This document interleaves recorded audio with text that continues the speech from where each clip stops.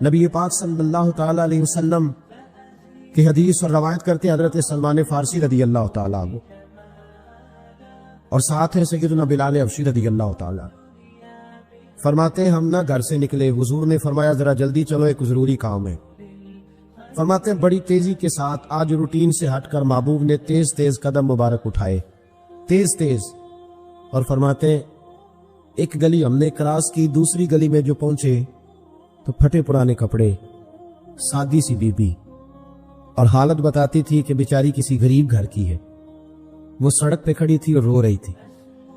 میرے کریم رسول نے فرمایا بلال اسے پوچھو کیا مسئلہ ہے، کیوں روتی ہے؟ تو حضرت سلمان عرض کرتے ہیں میں نے کہا حضور میں پوچھ لیتا ہوں، آپ جائیے، کام بڑا ضروری ہے جو نکلے، میں معلومات کرتا ہوں۔ تو محبوب نے فرمایا نہیں، اس کے آنسو پوچھنے سے ضروری کوئی کام بھی نہیں، پہلے اس کی داد رسی ہوگی، اسے پہلے پوچھا جائے۔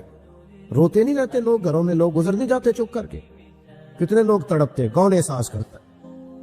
نبی پاک سید عالم صلی اللہ علیہ وسلم رکے اور اس خاتون سے پوچھا کیا بات ہے؟ اس نے کہا کہ بات کوئی بھی نہیں، میرا ایک ہی موٹا سا مسئلہ ہے۔ کہا وہ کیا؟ کہنے لگی میں غریب ہوں، اور غریبی بذات خود بہت بڑا گناہ ہوتی، لوگ بڑا جرم سمجھتے ہیں اس کو بذات خود۔ میں نے شروع میں کہا نا کہ مذہبی سٹیج کی بھی صدارت غریب آدمی نہیں کر سکتا، کیونکہ غریب جو ہوا جہد کول دتی ہونی انہیں نیڑے بیٹھا ہے نا جی، جہد کول نہیں انہیں تو پیچھے جا کے بیٹھنا اینڈ تے، اس کو کہڑا دتی ہے؟ اس سٹیج پہ بھی غریب آدمی کی صدارت نہیں ممکن ہو ہی نہیں سکتا۔ میرے رسول پاک سید عالم صلی اللہ تعالی علیہ وآلہ وسلم نے فرمایا پہلے اسے پوچھو کیا مسئلہ ہے۔ وہ کہنے لگی میں غریب ہوں، بوڑھی ہو گئی ہوں، ساری زندگی غلامی میں گزاری ہے، تیل لینے آئی تھی 5 دینار کا، بوتل میں تیل بھروایا ہے، اور اب بوڑھی ہوں نا تو کمر درد کرتی ہے، پیر پیچھے موڑا ہے تو میں گری ہوں، تیل زمین پی گئی ہے، اب زمین تو واپس نہیں کرتی، لیکن واپس جاؤں گی تو ایک یہودی عورت کی ملازمہ ہوں، وہ درے سے مارے گی، کھال ادھیڑ دے گی، میں بڑی پریشان ہوں، اب نہیں مار کھائی جاتی، ہڈیاں بوڑھی ہیں، قربان جاؤں۔ حضرت بلال کو حضور نے حکم دیا، فرمایا دوڑ کے گھر جا 5 دینار لا۔ فرماتے 5 دینار لائے، تیل خرید کے دیا، وہ پھر رونے لگی۔ فرمایا آپ کیوں روتی ہے؟ اس نے کہا بتایا نا غریب ہوں، غریب کا جرم کوئی نہیں ہوتا، لیکن پیس دیا جاتا ہے، پھر بھی مار تو اب بھی پڑے گی، اب کیوں پڑے گی؟ اور اس کہنے لگی محبوبہ مار اس لیے پڑے گی کہ دیر سے کیوں آئی ہے۔ تو میرے کریم رسول اور وہ بی بی حضور ابھی آئے ہیں مدینہ طیبہ، امام یوسف صالحی فرماتے ابھی آئے تھے حضور، سبل الہدی والرشاد کے مصنف کہتے ابھی آئے تھے نبی پاک، وہ جانتی بھی نہیں تھی۔ تو سید عالم صلی اللہ تعالی علیہ وسلم نے فرمایا اچھا مار پڑے گی؟ کہا ہاں۔ او بھائی کونسلر جو کل آپ کو کہہ رہا تھا نا میں آپ کا خادم ہوں، کونسلر بے گناہ، بلکہ ہمارے ایس ایچ او صاحب اگر چودھری پہ پرچہ آ جائے تو اس کو ٹیلی فون کر کے پوچھتے ہیں صاحب جی تہاڈے خلاف درخواست آئی ہے، وہ کی کرنا ہے؟ تو غریب آدمی بیچارہ، اس کی غلطی یہ تھی کہ وہ غریب تھا تو اس نے ریڑھی لگا لی چوک میں، اس کو دبوچ کے لے گئے، تینوں پتہ نہیں اتنے نہیں کھلوئی دا، اس کے پاس کل انویسٹمنٹ ہی 5000 تھی، سارا لے گئے۔ پھر وہ کونسلر صاحب کے پاس چلا گیا، سر میرے نال چلے آ دے ذرا میں تھانے جانا ہے، انہیں کہا گڈی کرائی آ، پیسے ہے نہیں ایویں تھانے جائیدا ہے۔ اب وہ گاڑی لایا، پتہ نہیں کہاں سے لایا ہے، تھانے پہنچا ہے، اور یہ ہے ہمارا حال کہ وہ ایس ایچ او بھی بیٹھا ہے کرسی پہ اور کونسلر بھی کرسی پہ بیٹھا ہے، اور وہ غریب پیروں میں بیٹھا ہے اور ہاتھ باندھ کے کہہ رہا میری ریڑھی دے چھڈو، میری 4 دھیاں نے تو میں شامی کھانا کھانا۔ کدھر گیا امت کا وہ ذوق؟ ساری زندگی نعتیں سننے والوں بتاؤ تو صحیح نعت نے تاثیر کیا دی ہے؟ اگر ابھی بھی گھاڑی غریب کے پاس کھڑی نہیں ہوتی تو پھر کیا اثر ہوا ساری زندگی نعت سننے کا؟ میرے مصطفیٰ کریم سید عالم صلی اللہ تعالی علیہ وسلم نے فرمایا اس خاتون سے، یہاں کونسلر ساتھ نہیں جاتا، کہتا کر لیا ٹیلی فون، سویرے 9 بجے پہنچ جانا۔ اور کائنات کی سب سے معزز شخصیت حضرت سیدنا بلال حبشی رضی اللہ تعالیٰ عنہ فرماتے ہیں میرے نبی پاک نے فرمایا بی بی چل میں تیرے ساتھ چلتا ہوں، گویا اللہ کی ساری رحمتیں اس کے ساتھ ساتھ چلنے لگی۔ اور آگے آگے نہیں، ساری کتابیں پڑھ لو، وہ پھٹے پرانے کپڑوں والی بی بی آگے آگے اور اللہ کے کریم رسول پیچھے پیچھے، ساری گلیاں اس نے پھرائی، مدینے کی صحرا آ گیا، ایک دروازے پہ دستک دی، جو مالکن آئی، وہ بی بی بعد میں کہتی ہے میں بھی بڑی ڈاڈی تھی، طاقت ہی نہیں تھی میرے سامنے کو کھڑا ہو سکے، لیکن جب میں باہر نکلی تو میں نے نور کے حالے میں لپٹی ہوئی ایک عظیم ہستی کو دیکھا.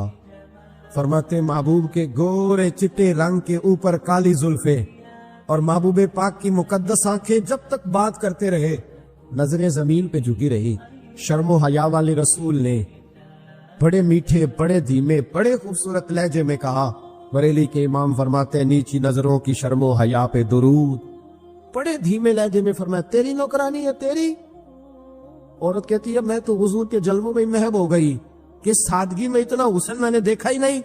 تیری نوکرانی ہے. کہا میرے محبوب نے فرمایا بیچاری کی غلطی کوئی نہیں, اسے مارنا نا, اس سے تیل گر گیا تھا, نیا خریدتے دیر ہو گئی, رو رہی تھی تو میں سفارش کرنے آیا ہوں.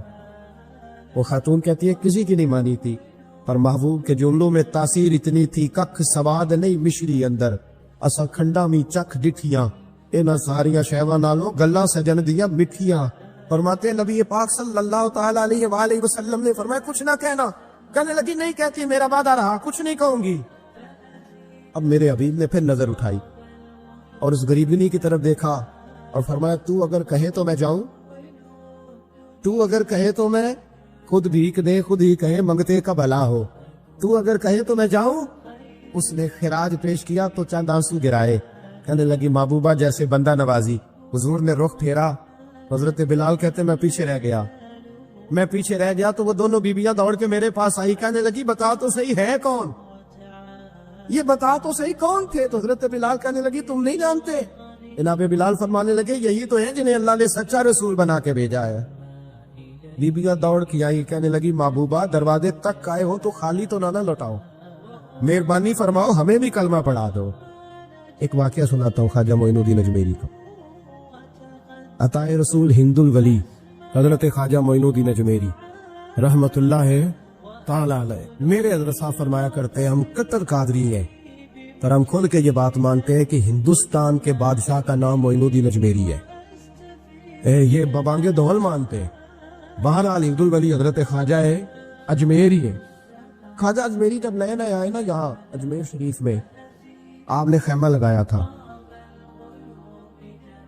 کپڑے کا خیمہ لگا کے اس میں رہتے تھے. تو ایک نوجوان تھا وہ باہر رہتا تھا اجمیر سے, تو وہ آیا کچھ دنوں کے لیے, پڑھائی سے فارغ ہو کے. اجمیر کا رہنے والا تھا لیکن باہر رہتا تھا. جب یہاں آیا نا وہ عصر کے بعد وہ گزرتا خواجہ اجمیری کے خیمے کے سامنے سے, جھونپڑی کے سامنے سے, تو خواجہ صاحب عصر کے بعد بیٹھ کے رویا کرتے تھے. عاشق دا کام نہیں رونا تونا, بنا روئے نہیں منظوری, اے عاشق سدا ہی رودا رہندا پاویں وصل ہوئے تے پاواں دوری, رویا کرتے. تو نوجوان بڑا سادہ سا تھا, بچپن میں والد فوت ہو گئے, صرف ماں ہی ماں تھی. ایک دن اماں سے جا کے کہنے لگا یہ مسلمانوں کا سادھو روتا کیوں ہے. اماں کہنے لگی مجھے کیا پتا. بچہ کہتا میرے اندر تجسس بڑھ گیا کہ بابے سے پوچھوں تو صحیح کیوں روتا. 2 4 5 10 دفعہ میں گزرا. ایک دن بے چین ہو کے میں کمرے میں چلا گیا اجرے میں, تو میں نے کہا بابا کیوں روتے ہو.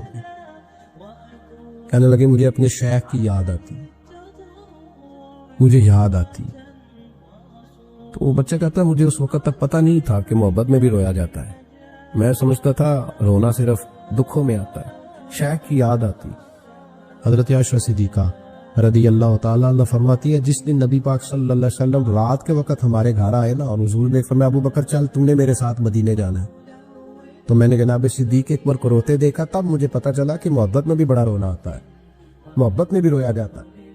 فرماتے خواجہ اجمیر تو وہ نوجوان کہنے لگا بابا پیار میں بھی رویا جاتا ہے. کہاں. کہنے لگا میں نے بھی رونا ہے. تو آپ فرمانے لگے 2 شرطیں ہیں کہ کلمہ پڑھ جا, دوسرا میرا مرید ہو جا, آ جائے گا رونا. کہتے بس لوش ہی لگ گئی, کبھی آنسو دیکھے ہی نہیں تھے. حضرت اجمیری کہتے ہیں اس طرح کر لے. کہنے لگا جی میں اپنی اماں سے پوچھ لوں. اماں کے پاس گیا تو اماں کہنے لگی بیٹے میں تجھے جانتی ہوں, تیرے دل میں جو بات بچپن سے آ جاتی ہے نا پھر وہ نکلتی کوئی نہیں, تو اس طرح کر لے جس طرح بابا کہتا ہے, اس لیے کہ تو نے پیچھے تو ہٹنا نہیں. جا کے مرید ہو گیا, کلمہ پڑھ گیا. اب بابا جی کہتے ناشتہ بھی میرے ساتھ کرنا ہے, شام کا کھانا بھی, اور فجر کی سیر میں بھی تو ساتھ جائے گا. پریت ہو گئی, پیار بڑھ گیا, پر کٹ گئے, زندگی بابے سے وابستہ ہو گئی. اب چند مہینے جب گزر گئے نا پوری لو لگ گئی. تو بابا جی کہنے لگے بیٹے تیری 3 چھٹیاں ہیں, 3 دن تو نے مجھے ملنے نہیں آنا. بالکل 3 دن کے بعد آنا. اس نے کہا مسئلہ ہی کوئی نہیں, پرواہ ہی نہیں تھی نا, پتہ ہی نہیں تھا. تو وہ चला गया घर। सुबह से शाम तक रहा। शाम को अम्मा ने रोटी दी तो 3 रोटियां खाया करता था, अब एक लुकमा भी ना तोड़ा जाए। अम्मा कहती बेटे खैर है? अम्मा जी पता कोई नहीं, को अंदर कमी है किसी चीज की, कोई खबर नहीं, पता को ना। ख्वाजा साहब रहमतुल्लाह ताला अलैह का वो मुरीद, अम्मा बार बार पूछती लेकिन कोई बात हो तो बताए ना। कुछ नहीं अम्मा, कोई नहीं। बड़ी मुश्किल से शाम हुई, शफक गायब हुई, अंधेरा जो छाया, सारी दुनिया बिस्तर पर लेट गई तो उसने उठ के छत पे घूमना शुरू कर दिया। बच्चा ना सोए तो अम्मा कैसे सोए? अम्मा भी छत पे आई। कहा बेटे क्या बात है? अम्मा पता कोई नहीं, कोई मेरी नींद उड़ा के ले गया है। बेटे तूने रोटी भी नहीं खाई? अम्मा कोई नहीं पता, कोई पता लो। जब 12 बजे के बाद का वक्त आया तो फिर हल्के हल्के आंसू निकले, और जब सहरी चमकी तो धाड़े मार के रोया। बेटे क्या हुआ? लगा अम्मा मैंने बाबा जी के पास जाना है, उसे कह मेहरबानी करे, मैं नहीं, ये जुदाई मेरे बस का रोग नहीं, अब नहीं, मैं नहीं रह सकता। फजर की नमाज पढ़ के तो अम्मा गई, कहने लगी मेहरबानी कर उसे बुला। तो बाबा जी कहने लगे उसे कह अभी तो 1 दिन गुजरा है, अभी तो वक्त बड़ा पीछे है, अभी टाइम है। बस अगले दिन की जो शाम हुई तो माँ के कदमों में गिर गया, कहने लगा खुदा का वास्ता उसे कहो मेरा नहीं गुजारा होता, अब नहीं, आबादी हो गया, अब अगर उसकी दीद का लशा ना मिला तो मर जाऊं। हजरत अजमेरी रहमतुल्लाह अलैह के पास अम्मा रोती हुई आई, कहने लगी बाबा मुझे नहीं पता तेरा उसका रिश्ता क्या है, मैं तो माँ हूँ। उसके आंसू गिरते हैं तो मेरा कलेजा फटता है, वो जब रोता है तो मेरी जान निकलती है, मेहरबानी कर उसे दीद का नशा दे, मेरा बेटा है, बिलखता है, देखा नहीं जाता। जब ये लफ्ज कहे तो आप फरमाने लगे माँ तो वैस करने की हो तो मेरे रसूल दीदार मना कर देते हैं, तो तू माँ बन के आई है तो तुझे कैसे रोक दूं? फरमाया जा उसे कह आ जाए।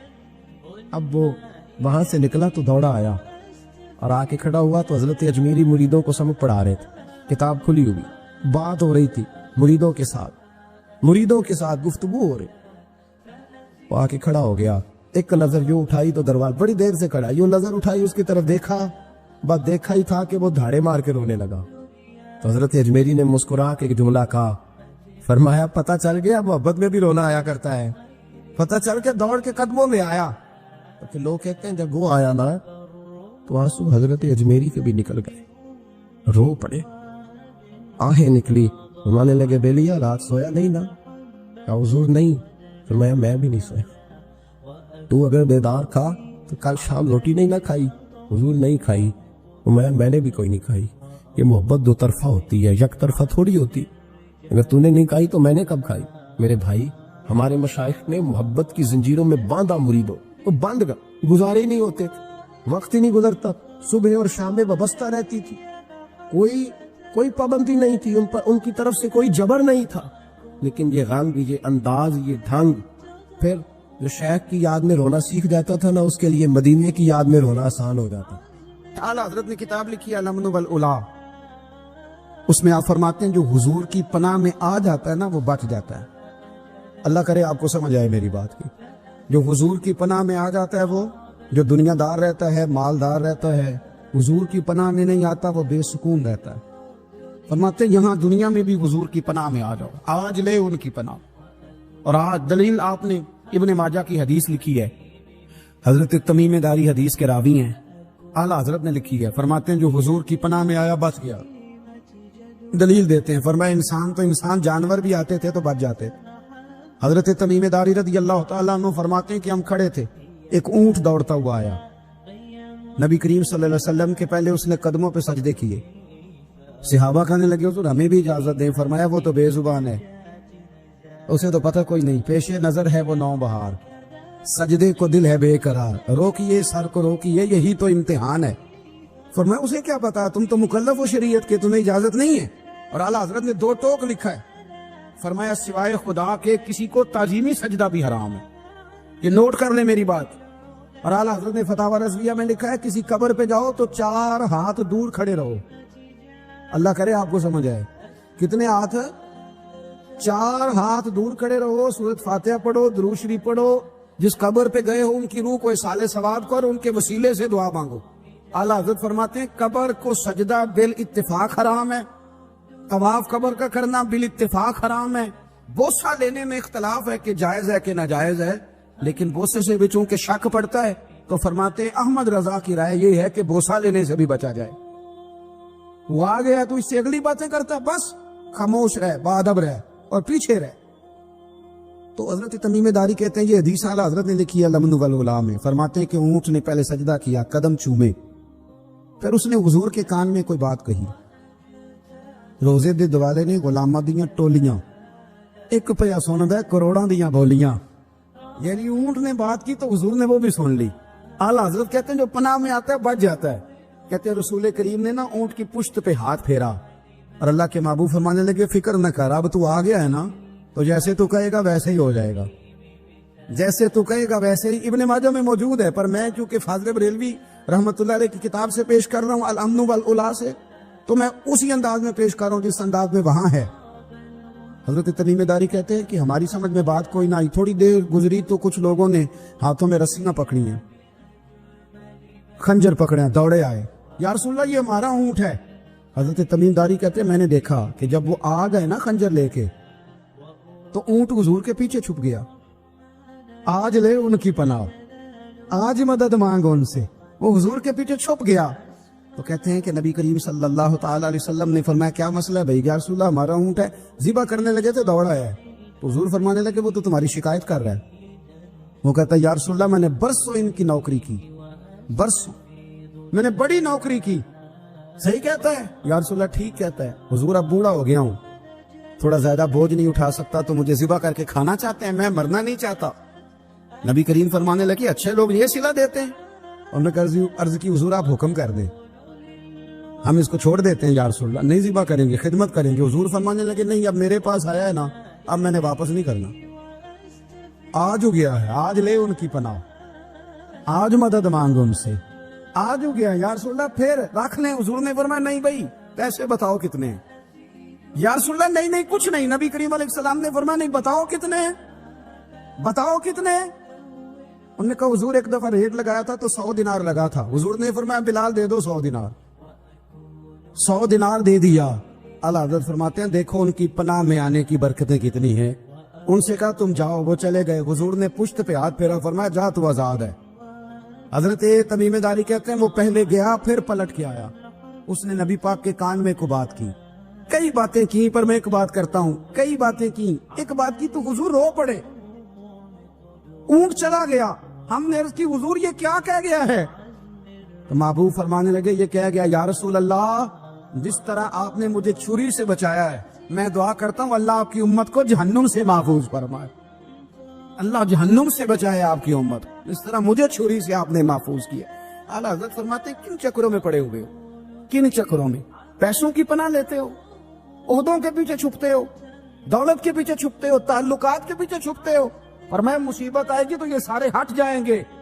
اگر پناہ لینی ہے تو مدینے والے محبوب کی پناہ لو، دروازے رسول پہ آؤ، نبی کریم کی بارگاہ میں جھکو، حضور سے پیار کرو۔ نبی کریم علیہ السلام سے کہنے لگا ہم سارے آپس میں ہیں، برادری ہے، قبیلہ ہے، ایک شہر ہے، پھر بھی لڑائیاں شروع ہو گئی ہیں، جو آپ کا کلمہ پڑھتے ہیں وہ الگ ہو گئے، جو ہمارے معاذ اللہ طریقے پہ ہیں وہ الگ ہیں، تو کوئی بات چیت نہ کر لیں بیٹھ کے۔ تو حضور نے فرمایا کرو نا۔ کہنے لگا اگر آپ سرداری چاہتے ہیں تو ہم دیتے ہیں، اور اگر آپ مال و دولت چاہتے ہیں تو معاذ اللہ ہم دیتے ہیں، جو آپ کہتے ہیں ہم کرتے ہیں، کسی طرح کا بھی آپ کا مطالبہ ہے تو ہم پورا کرنے کو تیار ہیں، تو آپ بتا دیں ہم وہ کر دیتے ہیں۔ وہ بڑی اس نے لمبی چوڑی تقریر کی، جتنی آفرے گنا سکتا تھا گنوائی، کریم خاموش رہے۔ جب اس کی بات پوری ہو گئی تو حضور فرمانے لگے میں بھی کچھ بولوں؟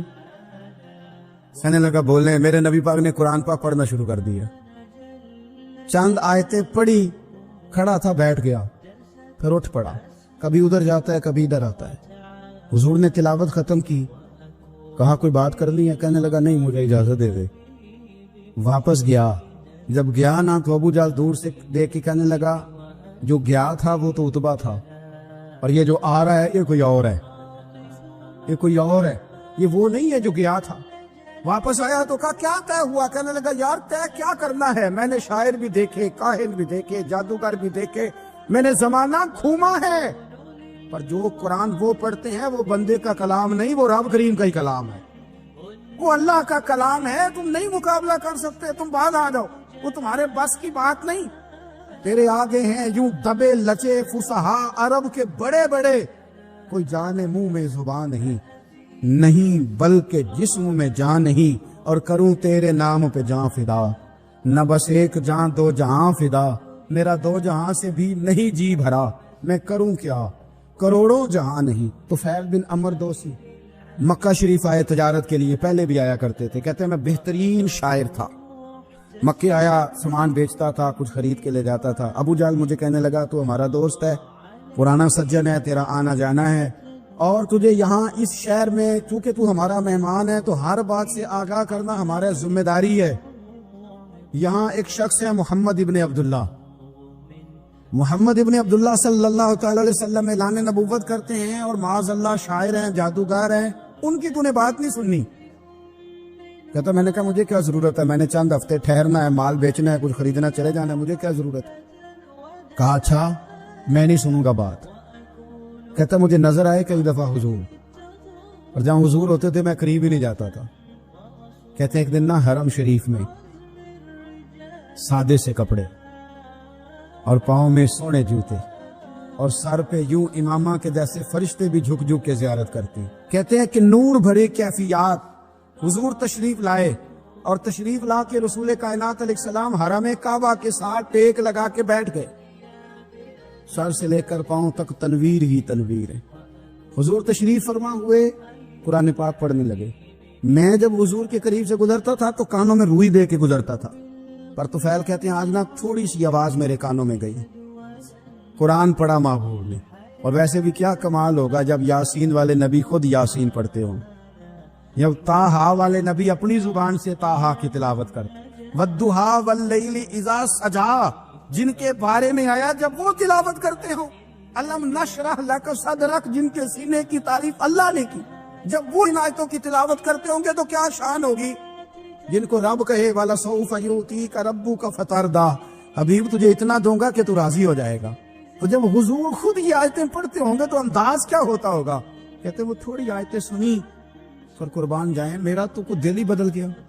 میں بڑا بہترین شاعر تھا, لفظوں کے تراشے مجھے خوب آتے تھے, الفاظ کے بام و در سے میں آگاہ تھا, اچھا ادب میں جانتا تھا, پر میں نے کہا یہ کلام, یہ انداز, لو انزلنا هذا القرآن على جبل لرأيته خاشعا متصدعا من خشیۃ اللہ, یہ انداز پتھروں پہاڑوں پہ جائے تو وہ ریزہ ریزہ ہو جائیں. کہتے ہیں تھوڑا سا پڑا قریب میں, اور پھر نظریں جھکائے ہوئے. حضور اپنے گھر گئے, سرکار چلے تو میں پیچھے پیچھے. حضور گھر میں چلے گئے تو میں نے دروازے پہ دستک دی, باہر آئے, سلام لی. میں نے کہا محبوبہ وہ جو آپ پڑھ رہے تھے تھوڑا اور بھی سنا دیتے, تھوڑا اور بھی تلاوت کر دیتے. کہتے ہیں رسول پاک نے نا پھر قرآن پڑھنا شروع کیا. میں کبھی بیٹھتا تھا کبھی اٹھتا تھا. جب حضور نے تلاوت مکمل کی تو میں نے آگے بڑھ کے ید اللہ والا ہاتھ تھاما اور دست مبارک پکڑ کے کہا سونیا, یہ مجھے کہتے تھے نہ سننا, میں نے زمانہ دیکھا ہے, میں کوئی عام آدمی نہیں, میں سردار ہوں, میں نے دنیا دیکھی ہے, مجھے قسم ہے جو آپ کی زبان سے نکل رہا ہے وہ بشر کا کلام نہیں. آپ مجھے کلمہ پڑھائے, میں مسلمان ہونا چاہ کر. بڑے بڑے کفل ٹوٹے. حضرت عمر بھی آئے تو آئے قرآن کی تاثیر کی برکت. حضرت صدیق اکبر نہ اپنے گھر کے سین میں بیٹھ کے قرآن پاک پڑھتے تھے تو رویا کرتے تھے, روتے تھے. مکے کے کچھ سردار کٹھے ہو کے نبی کریم کی بارگاہ میں گئے, کہنے لگے ایک تو صدیق اکبر کو منع کرے کہ قرآن اونچا نہ پڑھا کرے, اور اگر اونچا پڑھنا ہے تو پھر اسے کہیں پڑھ کے رویا نہ کرے. حضور نے فرمایا اپنے گھر میں بیٹھ کے پڑھتا ہے روتا ہے, تمہیں کیا. یا رسول اللہ, یہ ابو بکر صدیق جب قرآن پاک کی تلاوت کر کے روتے ہیں نا تو ہماری بچیاں بھی رونے لگتی ہیں, ہماری عورتیں گھر کا کام کاج چھوڑ کے تو صدیق اکبر کے دروازے پہ کھڑی ہو کے روتی رہتی. حضور ان سے کہیں یہ قرآن سے جو شغف ہے ان کا, کہاں گئے مسلمان جو قرآن پڑھنے والے تھے, کدھر گئے. سارا کچھ ہی ہمارا موبائل لے گیا. میں کس طرح یہ بات بیان کروں کہ کچھ لوگوں نے رمضان میں بھی قرآن پاک ایک بھی ختم نہیں کیا, رمضان شریف میں بھی ایک قرآن پاک کی توفیق نہیں, لے گیا سارا کچھ ہماری خوش گپیاں. کمال ہو گئی, ہم نے سوچا ہی نہیں, فکر ہی نہیں کی. سنگیو واپس آؤ, قرآن پاک سے پیار کرو, قرآن پاک سے محبت کرو, قرآن کی تعلیم حاصل کرو. لوگ کہتے ہیں میں بوڑھا ہو گیا ہوں, زبان موٹی ہو گئی ہے, قرآن کیسے سیکھوں.